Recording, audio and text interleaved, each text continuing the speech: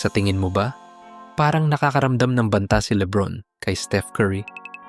Tuwing may nagtatanong kung sino ang GOAT ng NBA today, halos diretso lang lagi ang sagot. Michael Jordan of Michael Jordan. Of Michael Jordan. To Michael Jordan. Pero, ang totoo, kung hindi ipinanganak si Steph Curry, kung hindi na ipakita ng baby-faced assassin sa buong mundo na ang range ay power, malamang si LeBron James ang tuluyang naghari sa modern NBA era. At baka doon na rin natapos ang usapan sa GOAT nang pangalan niya ang binabanggit. Got an opportunity to watch. I think the man that we're looking at right here is the best of all of them.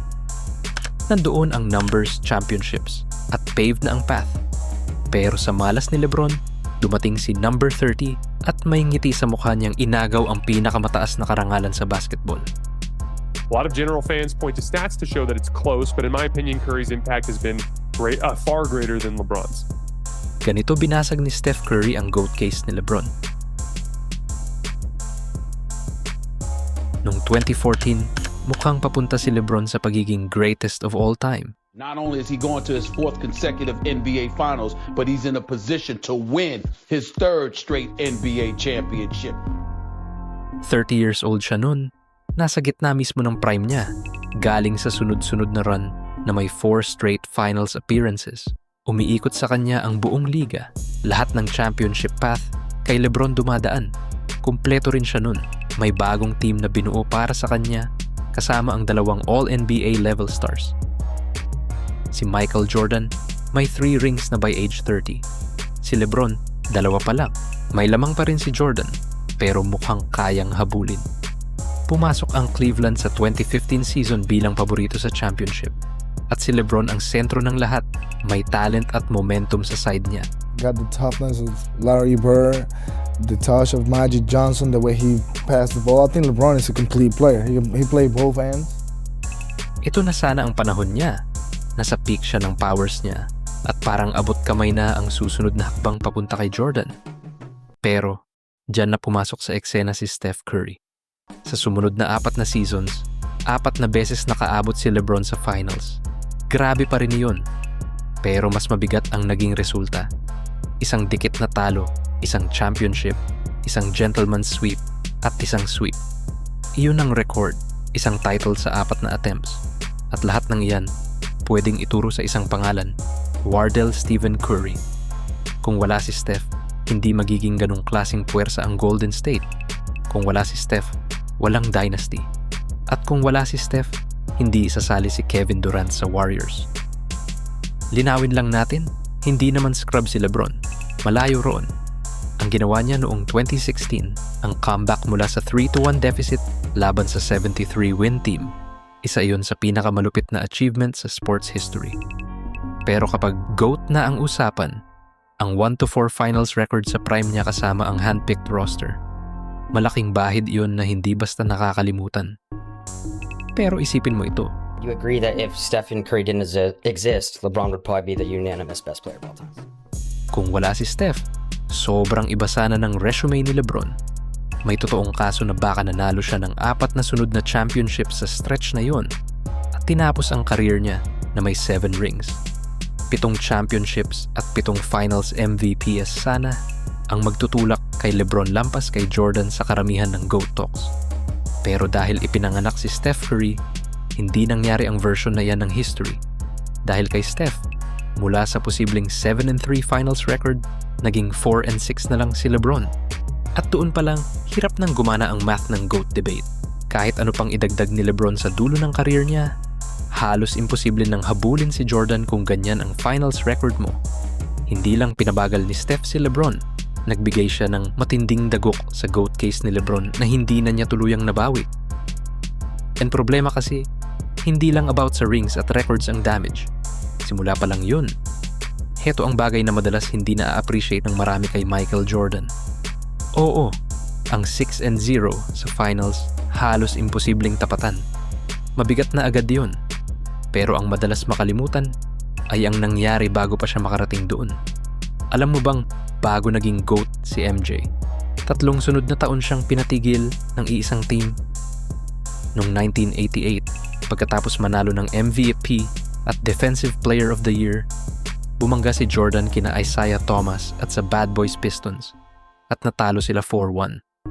Sa sumunod na taon, mas dikit pero talo pa rin 4-2. Noong 1990, mas humigpit pa pero pareho pa rin ang ending. For the Pistons, nothing but another world championship will do. And they, the Detroit Pistons, will meet the Portland Trail Blazers in the best of 7. Tatlong sunod na playoff exits, isang kalaban, isang pader. Iyan ang totoong adversity. Pero ang kaibahan, hindi umalis si Jordan. Hindi siya naghanap ng ibang sitwasyon. Hindi siya lumipat ng team. Sa halip, hinarap niya ang demonyo niya, tinanggap ang sakit at ginawang motibasyon. Pagbalik niya, nabasag din niya ang hadlang at doon nagsimulang kontrolin ang buong liga. Chicago Bulls advance to the NBA championship round.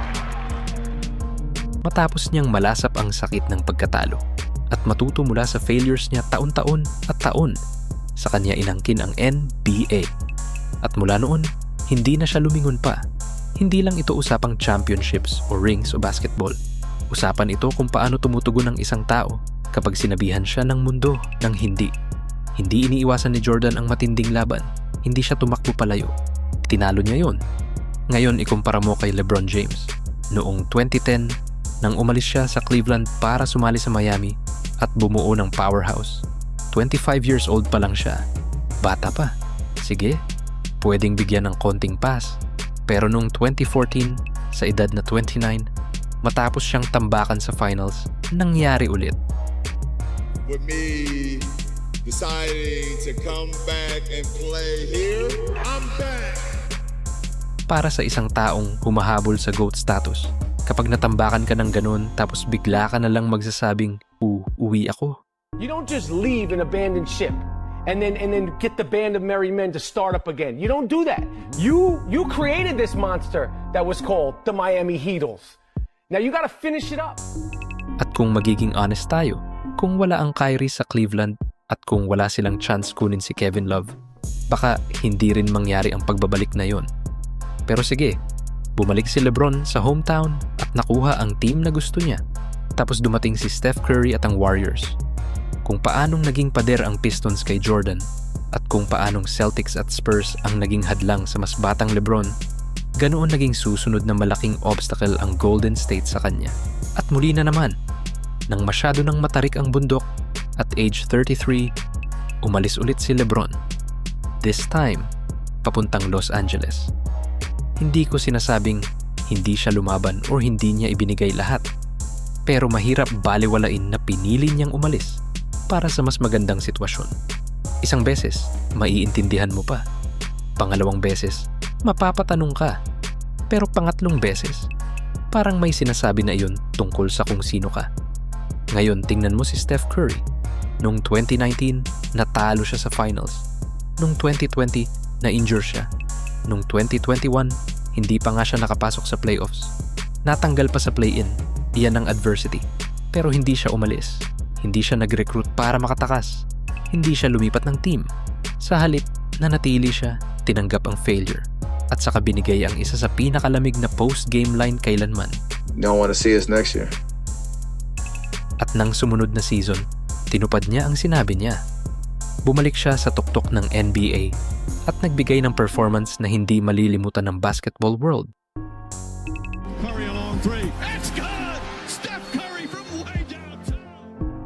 Kaya kapag inalis mo ang accolades, inalis mo ang stats, at tiningnan mo lang ang kwento kung paano tumutugon ang greatness sa resistance, mas kahawig ng tunay na GOAT story ang journey ni Steph Curry kaysa kay LeBron. At doon, pumapasok ang malaking tanong. Paano magiging greatest of all time si LeBron kung ang kasabayan niya mismo ay may mas matibay na champion story? Pero kung sa tingin mo ay ito lang ang ginawa ni Steph Curry para basagin ang argumento ni LeBron sa pagiging GOAT, we're still missing the biggest part. Nakikita mo ba ang batang ito? Malamang alam mo na ang gagawin niya. Hindi siya magpo-post up, hindi siya magbo-volleyball. Huhugot siya mula sa malayo kasi iyon ang nakikita niya. Iyon ang kinalakhan niyang panoorin. Kinagaya niya si Steph Curry at mas mahalaga ang detalyeng yan kaysa sa inaakala ng marami. Hindi naman sa walang humahanga kay LeBron James. Meron naman. Maraming players ang rumespeto sa kanya. Maraming coaches ang rumespeto sa kanya. At baka kalahati ng fans, nire-respeto rin siya. Pero ang totoo, ang greatness ni LeBron nakagasalalay sa physical tools na halos walang ibang meron. Maa-appreciate mo yun, pero hindi mo agad maiisip na kaya mo ring maging ganoon. Si Steph, iba. Ang laro niya parang mas reachable. Built siya sa skill, touch, timing, at confidence. Mga bagay na pwedeng pagpraktisan ng mga bata. Mga bagay na naiisip nilang kaya rin nilang gawin. At kapag tiningnan mo ng mas malaki, isa pa itong piraso ng GOAT picture. Mas madalas tinalo ni Steph si LeBron sa biggest stage.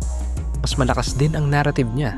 At ngayon, hawak din niya ang cultural side ng era. Hindi lang pinanood si Steph, ginaya siya. At hindi lang mga bata sa driveway.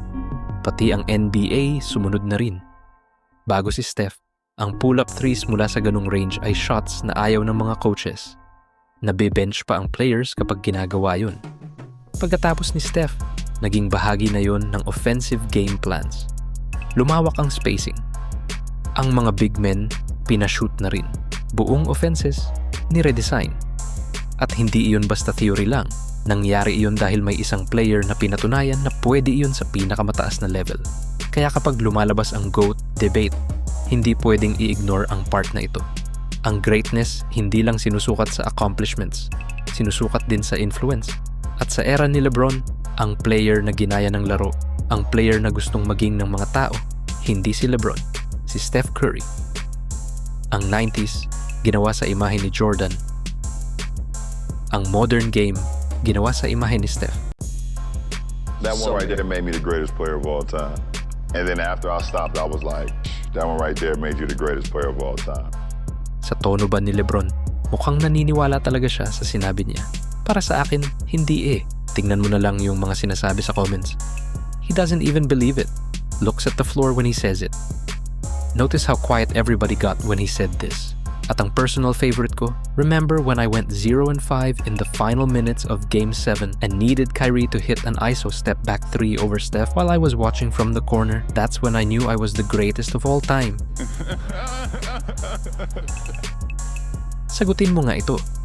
Paano magiging GOAT si LeBron James kung si Steph Curry tila nahigitan siya sa marami sa mga bagay na mahalaga raw sa usapan? Finals matchups, champion spirit narrative, mga batang gustong maging katulad niya, at huwag na nating simulan pa ang usapan tungkol sa flopping. I mean, hindi naman ganyan ang GOAT, di ba? Kung greatest of all time ka, hindi pwedeng kasama iyan sa bag mo. At may isa pa. Oo, maraming NBA records si LeBron. Pero balikan mo kung paano nangyari ang mga yun. Nung gabing nilagpasan niya si Kareem para maging all-time leading scorer, natalo ang Lakers. Nung naging first player siya na may 30,000 points, 10,000 rebounds, at 10,000 assists, talo ulit. Nung umabot siya sa 40,000 career points, milestone na naman, pero talo na naman. Parang nakakakilabot. Marami sa pinakamalalaking historic moments ni LeBron hindi nagtapos sa celebration. Pero kay Steph, madalas nagtapos sa panalo. At isa pa iyan sa malaking kaibahan. Kahit noong pinakahuling Olympics, pwedeng si LeBron ang nanalo ng MVP award. Pero ano ba talaga ang natatandaan ng karamihan? Pagod na ako na laging Jordan versus LeBron lang ang frame ng GOAT conversation. Samantalang sa halos lahat ng meaningful angles, si Steph Curry, nakalaro niya sa parehong era, ay mas nangibabaw sa ilan sa pinakamahalagang aspeto. At pinipilit tayo ng reality na iyon na harapin ang isang uncomfortable question. Kung si Steph Curry ay totoong na-outperform si LeBron James, na madalas ituring na second only to Michael Jordan, saan ba talaga dapat ilagay si Steph sa all-time list? Ilagay siya sa taas ni Jordan? Medyo stretch pa yun. Pero ang i-ignore ang posibilidad na baka si Steph ang dapat nasa likod mismo ni Jordan, mas lalo nang hirap i-justify.